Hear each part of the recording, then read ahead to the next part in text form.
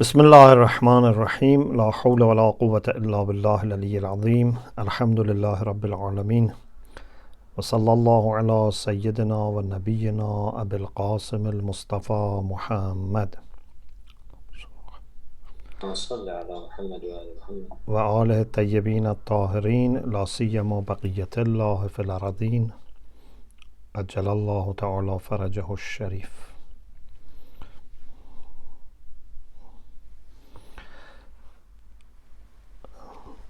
اللهم أخرجني من ظلمات الوهم وأكرمني بنور الفهم. اللهم افتح علينا أبواب رحمتك وانشر علينا خزائن علومك برحمتك يا أرحم الراحمين. Alhamdulillah, we have tawfiq to continue our study of Tadhkirat al Muttaqin, and I am trying to just open again the text. This chapter 6, is about manners and etiquettes of Ziyarah. We talked about manners and etiquettes of companionship, about a spouse, how to deal with your spouse, about children, and now it's about Ziyarah. And this part has received lots of attention because I was looking for something, and then I found many people have quoted part of this for Ziyarah. He says, when you want to make niyyah of Ziyarah of true awliyaullah, awliya haqiqi, there are people that, maybe some people think they are awliyaullah, but they may not be awliyaullah. For example, some people, they have as their own, Sheikh, or as murad, as peer, maybe people who are not awliyaullah. But those who are true awliyaullah, so you should know that their souls, after departure from this dunya and after separation from their worldly body, has more power and more understanding than before. He says, باید بداند که نفوس مقدسه طیبه طاهره, holy pure souls, چون از ابدان جسمانی مفارقت نمود, after departing bodily and worldly bodies, و متصل به عالم قدس و مجردات گردید, and is connected to the world of immaterial things, غلبه و احاطه ایشان به این عالم اقوا گردد. Their ability to see what is happening here and work here, تصرفات, becomes more. و اطلاعاتشان به زائرین اتم و اکمل می گردد. They would have more information about those who visit them.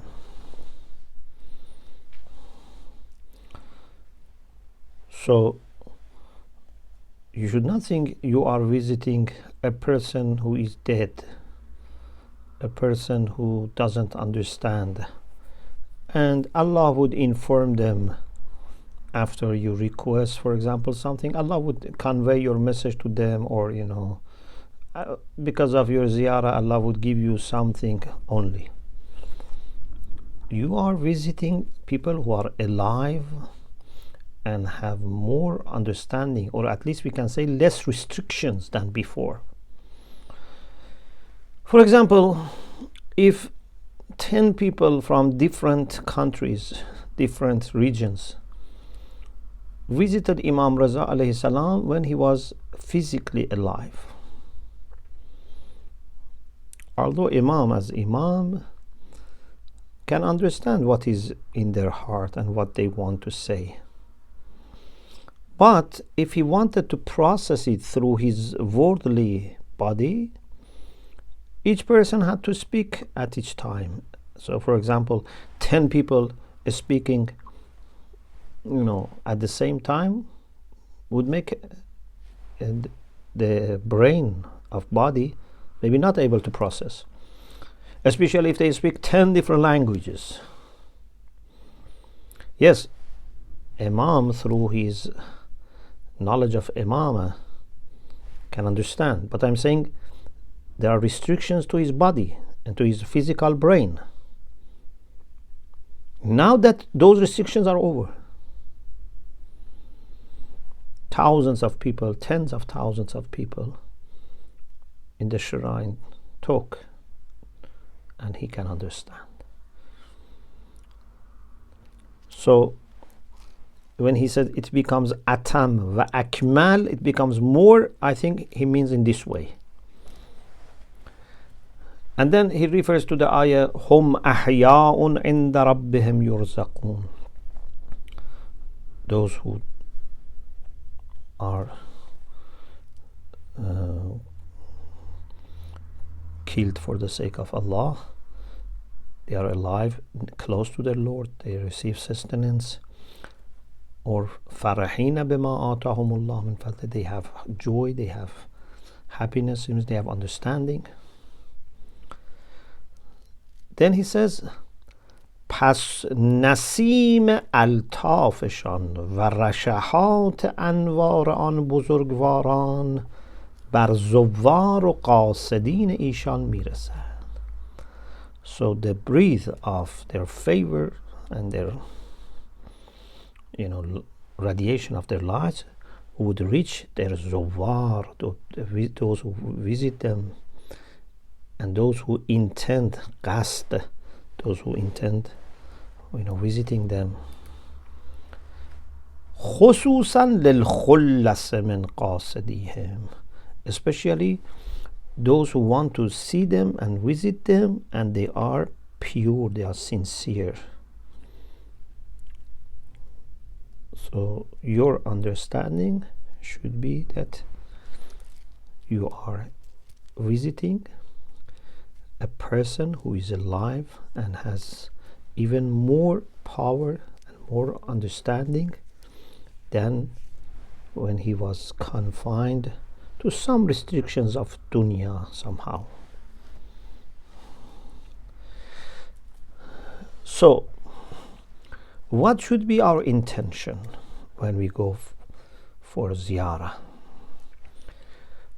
He says, خوب است زوار به قصد تجدید عهد.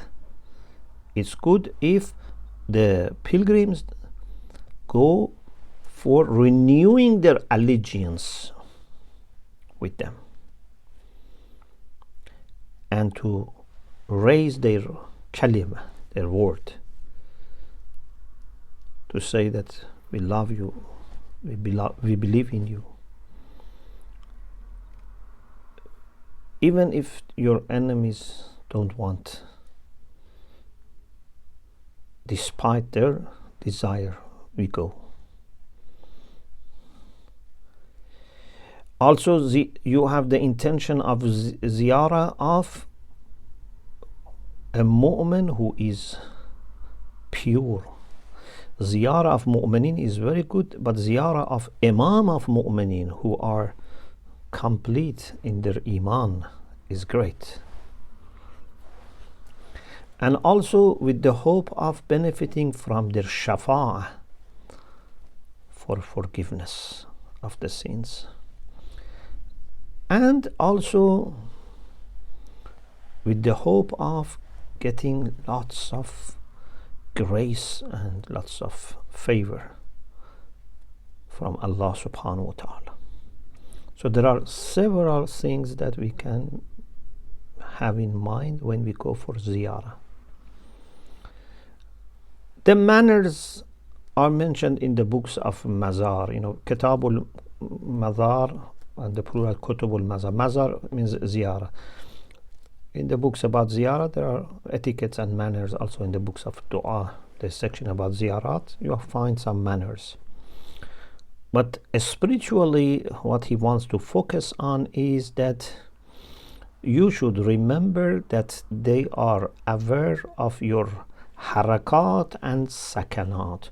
Whether you move or you stop, they are aware. Even those things that occur to you, they are in your heart, they are aware. So you must try to be very humble, especially at the time of entrance. Entrance to the shrine is very important.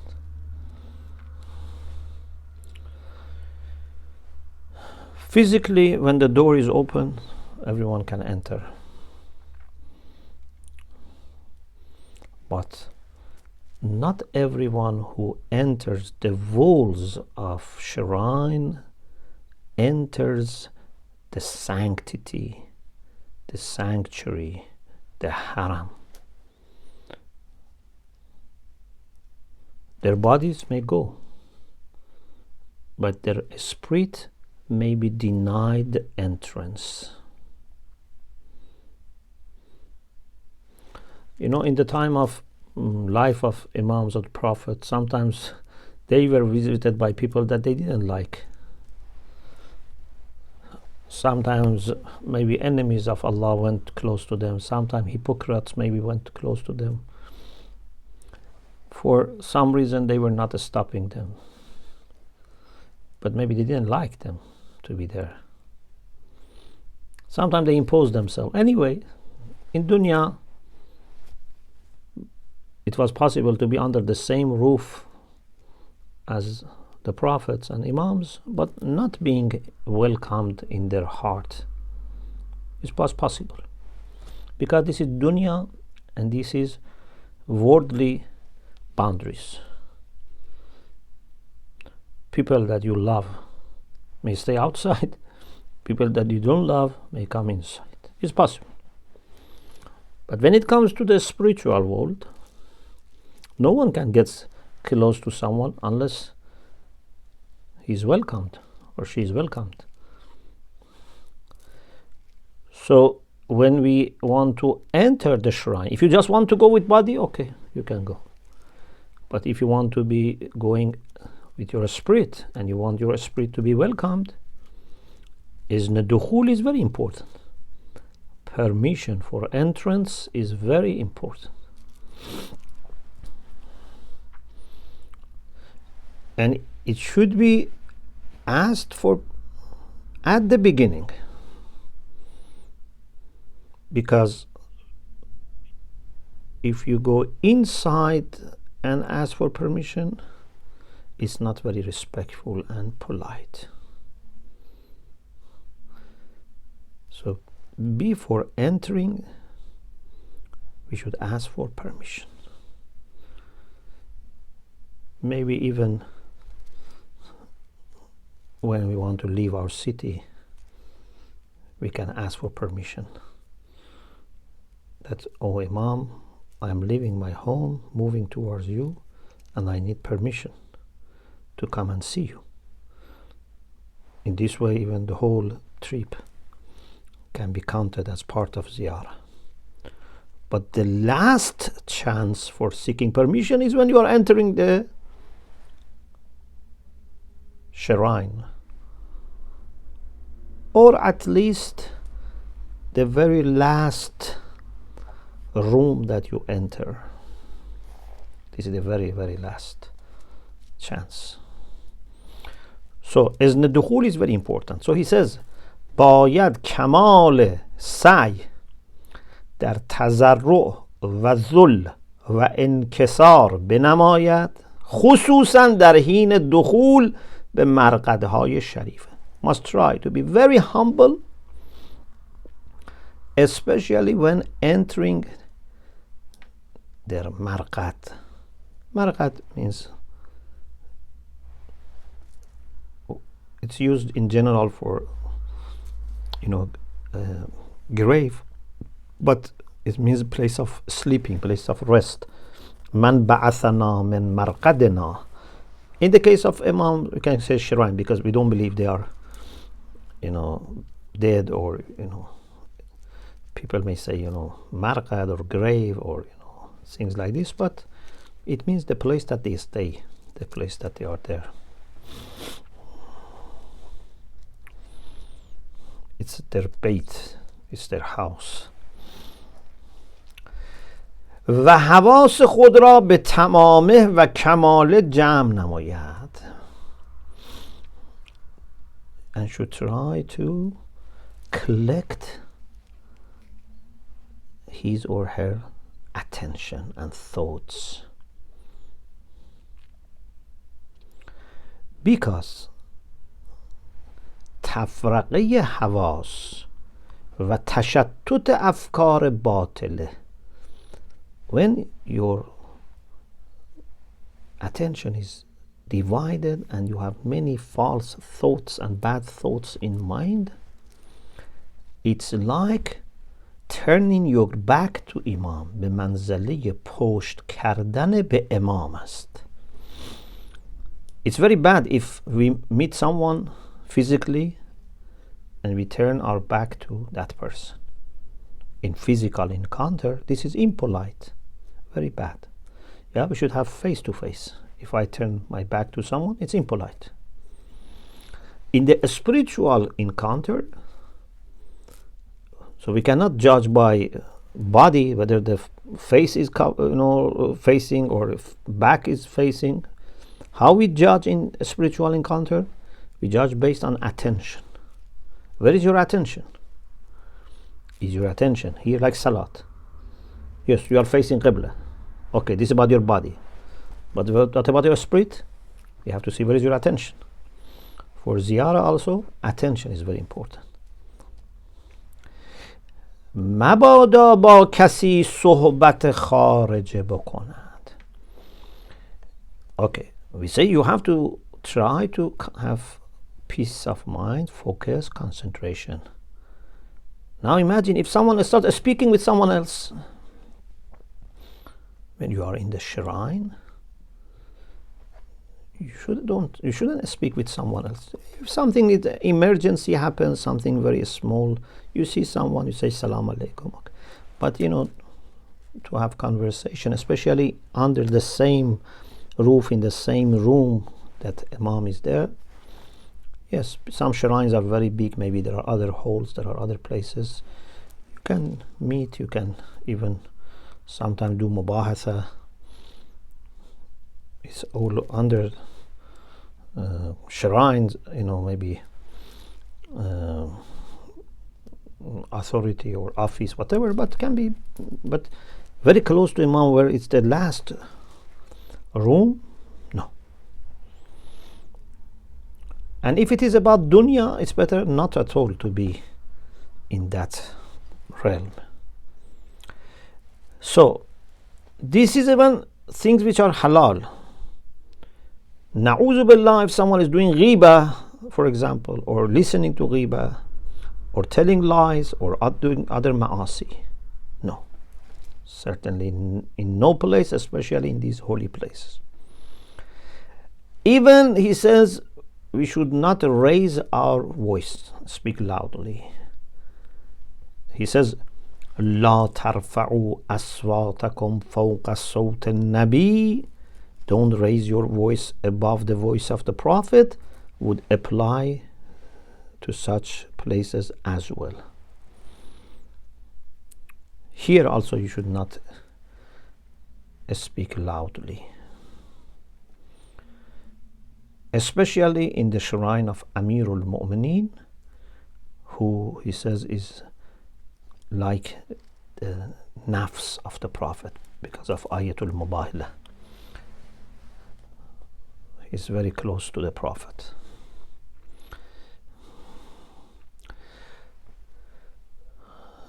One of the things that also you should do, he says, kiss 4 corners of the grave. Of course, nowadays we can't touch the grave itself, but we have the chamber or zari, if possible, if it's okay.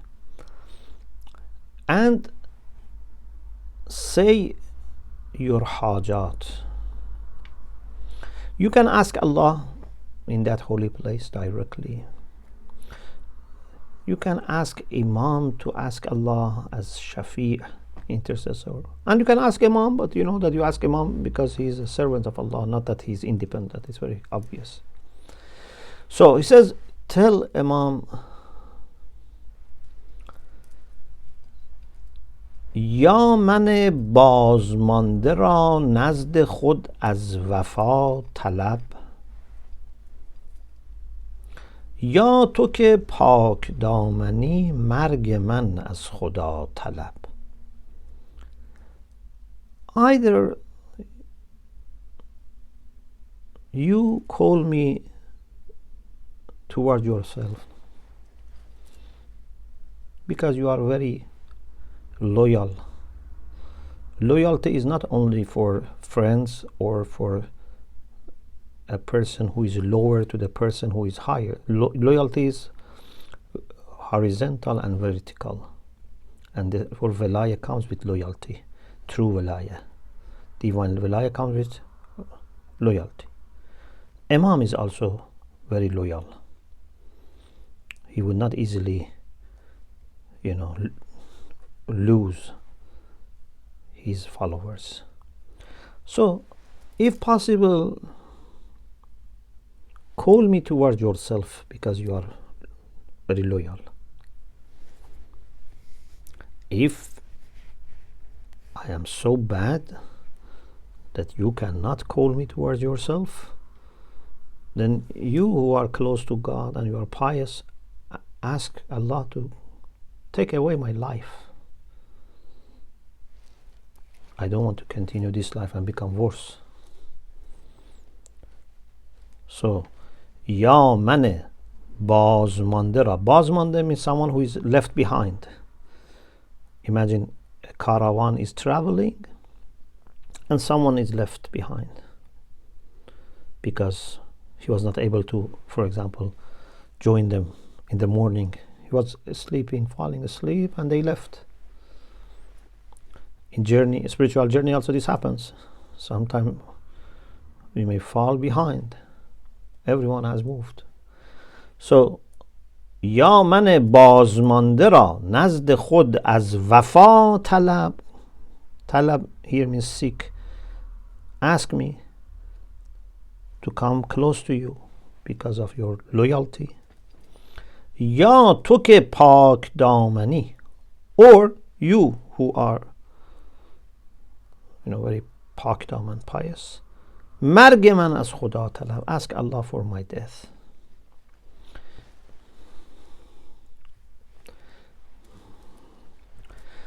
Then he says, you can entrust your iman. Ask Imam or the one that you are visiting, I leave as amana my iman here. When I need, I will ask for my amana to come back. Of course, if they accept, then they will give it to you back when you need, when you are dying, when you are present before Allah for questioning. I think after reflection, this is a kind of shafa'ah, and also a good way of using amana, because trustworthiness in Islam is very important, and if they accept your amana, they will give it back to you. Even Imam says, for example, if the sword by which Imam Husayn was killed is given amana to me, I will give it back.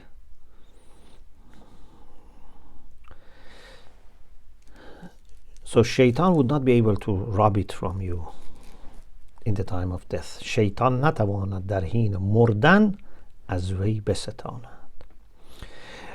Also try to remember their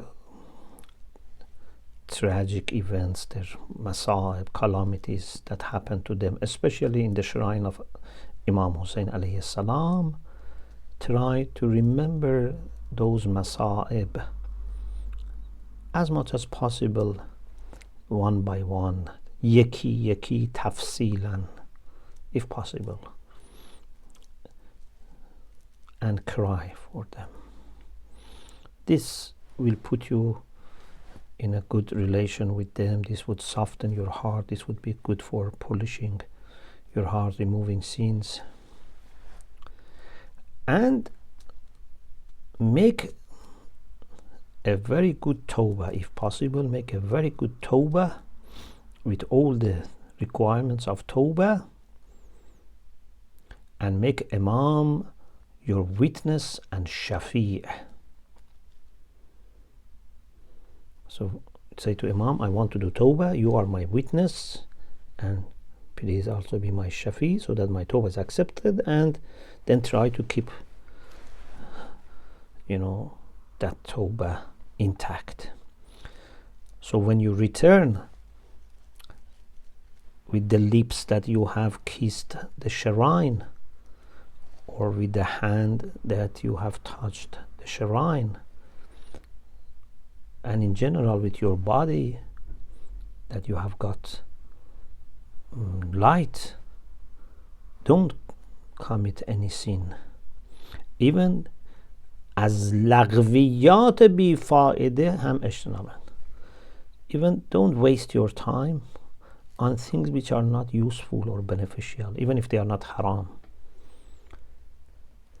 Your condition after Ziyarah and before Ziyarah should be clearly different.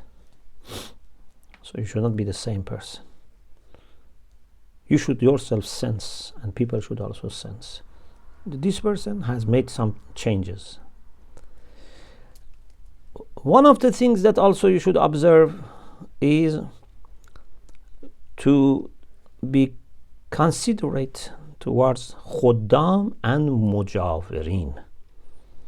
Khuddam and mujawirin should be considerate towards zawar. Khuddam are caretakers, those who serve in the shrine. They are there to serve zawar for the sake of Imam alayhi salam or Prophet. Mujawirin are those who live near in the same city. They should respect zawar. Zawar also should respect them. And he says, if possible, honor them, be kind to them, give them gift. Anyway, in the same way that we expect them to respect zawar, we should also honor someone who is living there or is working there. Even if they do bad things to you, you see jafa from them, you see, they wrong you, they are not, just. بشیرینی متحمل شود. Take it in a sweet way. Someone can give me a sweet and I take it with bitterness. Someone can give me something bitter and I take it with sweetness. So he says, with sweetness receive it. Because you are here for a very important thing, for Ziyarah. And you don't want to be diverted and, extracted by these things. And he says, if you can give money to the people who live there, especially the elderly ones and Ahl Ilm, give them, respect them. And if you face difficulties in this whole journey, don't regret Don't say, I wish I had not come for Ziyarah. No. Or, for example, sometimes there are fears. Of course, there is a level of risk which is permissible to take. There is a level of risk which is not permissible to take, so that's another issue. But sometimes there are some risks, some problems that are okay to take, and you shouldn't worry. He says, they have themselves said, أَلَا تُحِبُّونَ أَن تَخَافُوا فِينَا. Don't you love to fear for our sake?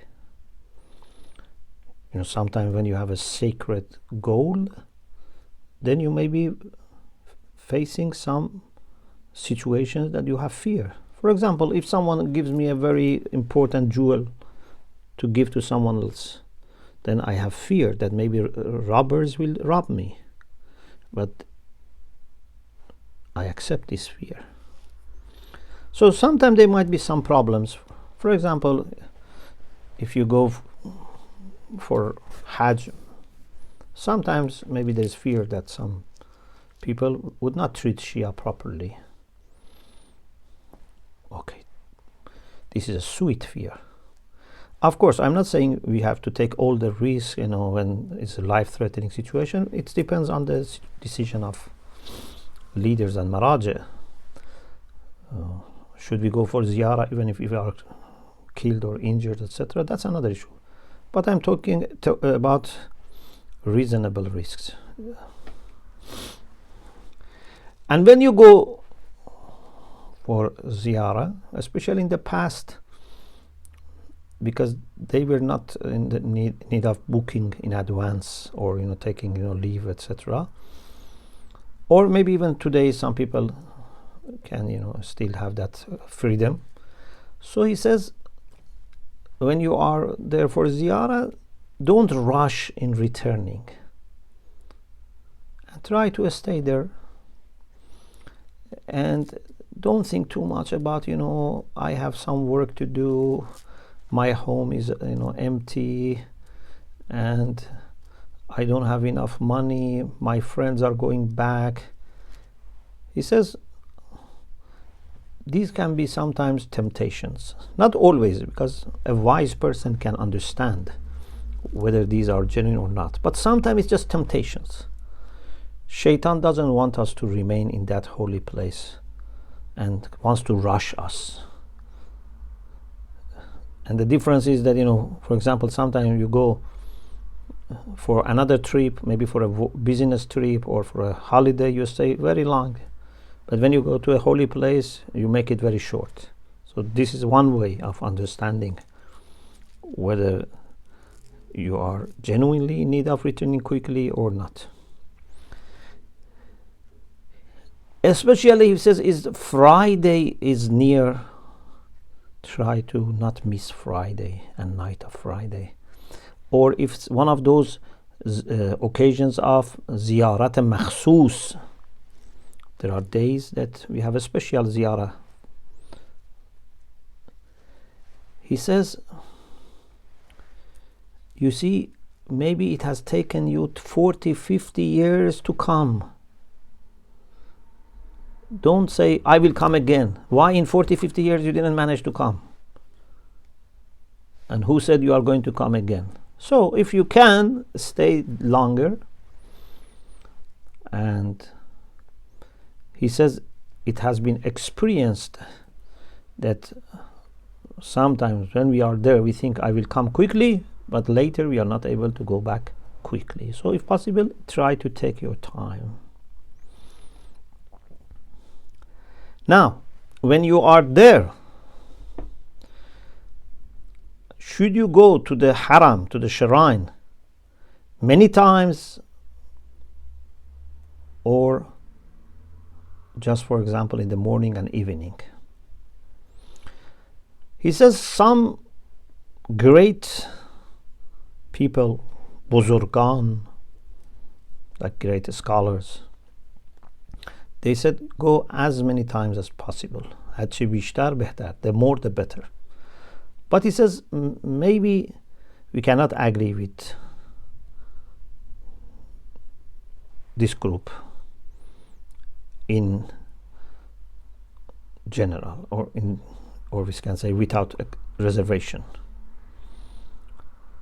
because if you can go many times and keep the same spirit that we mentioned before, respect, attention be there, all the things we said, okay, go as many times as you can.